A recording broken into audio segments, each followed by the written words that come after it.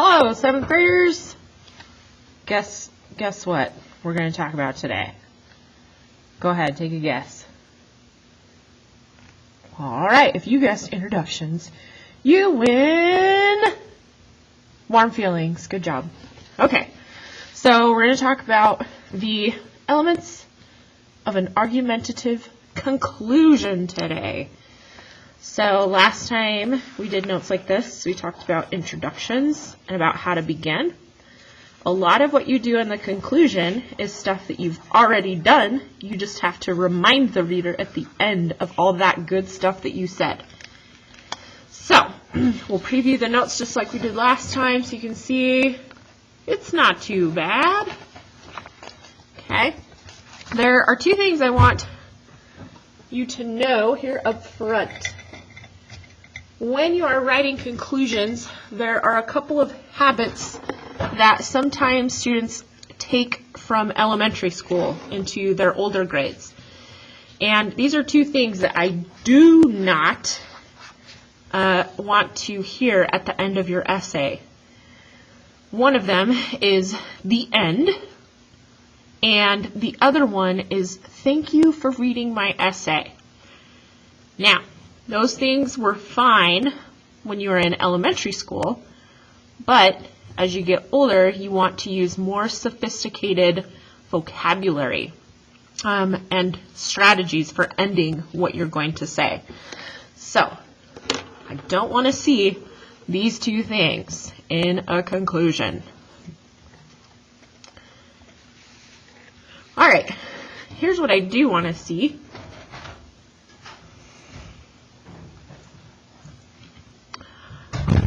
In your conclusion, you need to restate or re-say your claim.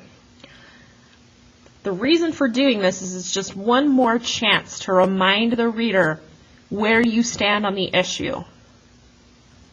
The more times they hear it, the more they'll be likely to side with you.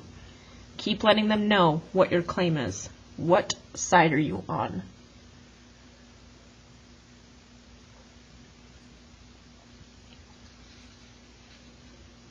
Another thing you want to do in your conclusion is you want to refer back to the hook that you wrote in your introduction. Okay, there are a lot of ways to do this. So if your hook was a question at the beginning, maybe in your conclusion, you answer that question. Maybe if it was a quote, you remind them of that quote and tell them, now that you've heard all the evidence, hopefully this quote has more meaning to you. You just want to circle back to the beginning. People like when writing comes full circle. If we can hear similar things in the beginning and in the ending, it makes it feel complete.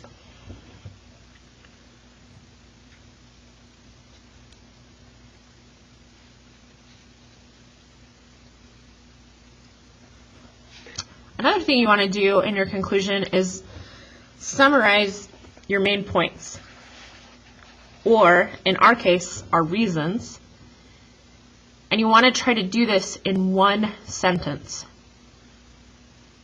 If you try to take too long to summarize what you've already written, your reader's going to get a little frustrated and feel like you think they're an idiot. Why are you telling me this again? You've already told me. So take some time, summarize it up in one sentence. That's all they need.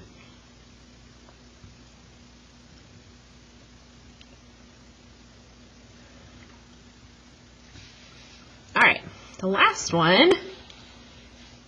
There are some strategies that you can use in your conclusion that will make it really awesome.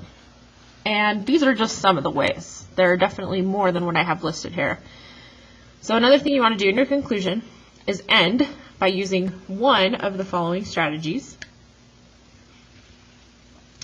The first one, you want to urge the reader to take action.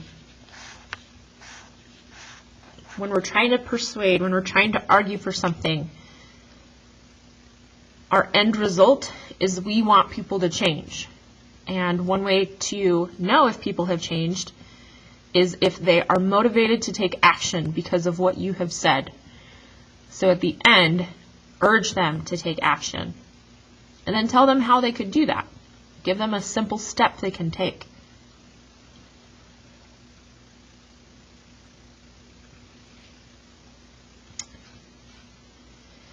Okay, another thing you could do is you can offer a solution to the problem.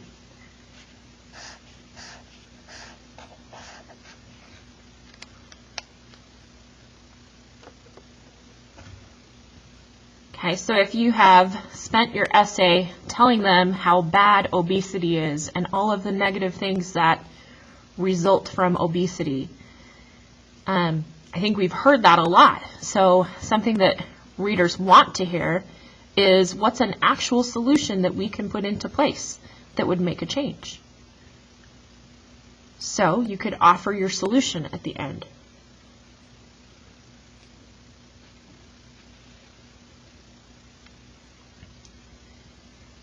You could also state the lessons to be learned as a result of listening to your reasons and your evidence.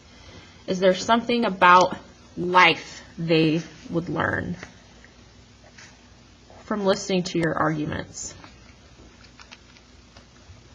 And again, the hope is that if they have read your reasons and your evidence, that hopefully they have had a change and they see a lesson for their life. They see how they can change as a result of reading what you have written.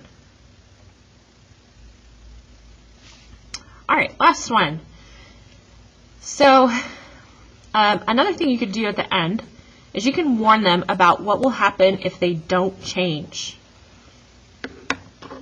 Now, this sounds kind of scary, right? Kind of doom and gloom. But you could also do the opposite of this. You could have them see how great the world would be if they listened to what you said. So you could show them, here's the bad future, or here's the positive future. So those are two different ways that you could end. You could end on a negative note, or you could end on a positive note.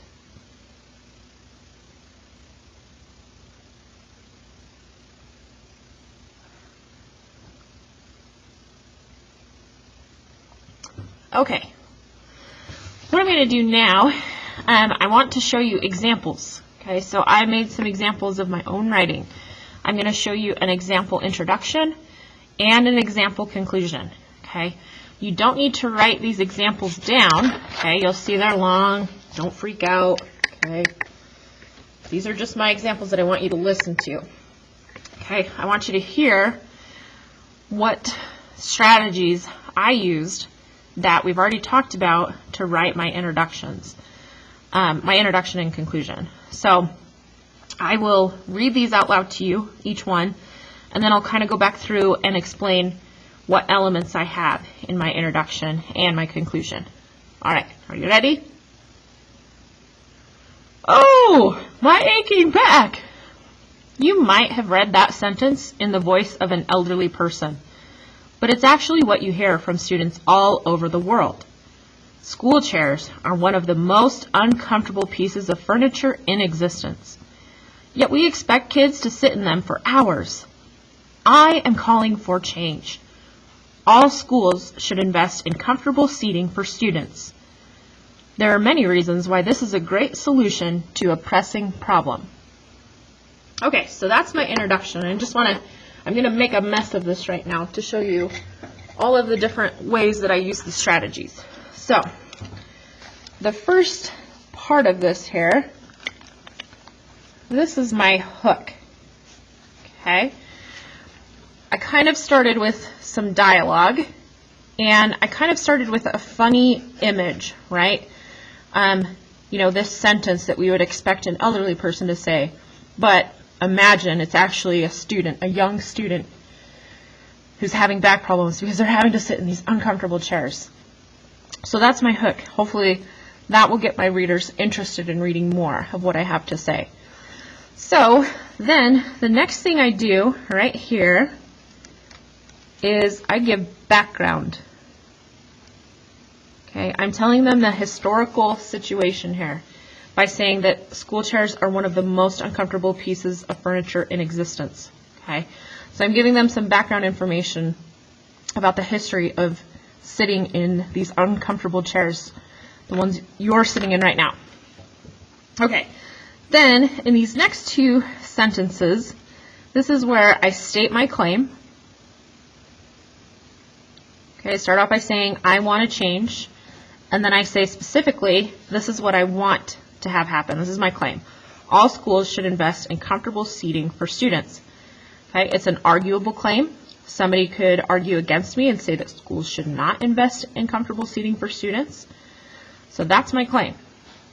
Then, right here, this is my preview of what I'm about to talk about. It's very brief. I don't even list the reasons that are in my essay, but I say that there are many, and I say that my reasons will be a solution to a problem.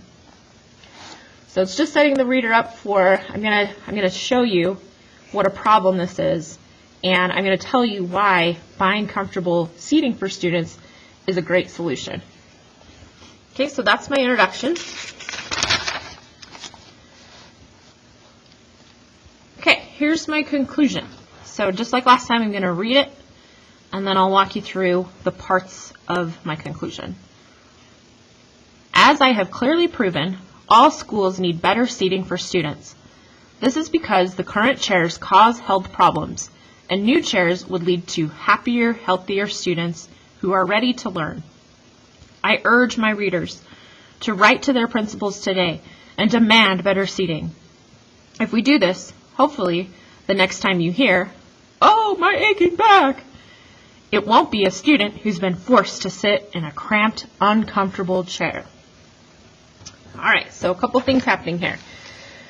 Right here, this is where I restate my claim.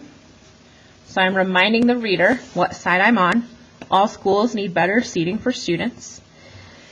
The next sentence, I review my reasons. Okay, notice I did that in one sentence. It's a longer sentence, but I show that one of the reasons is that they cause health problems, and new chairs would make happier, healthier students. So those are my reasons that I talked about in the paragraphs of my paper. Now, the next thing I'm doing right here is I am asking my readers to act. I'm telling them to write their principals today, demand better seating.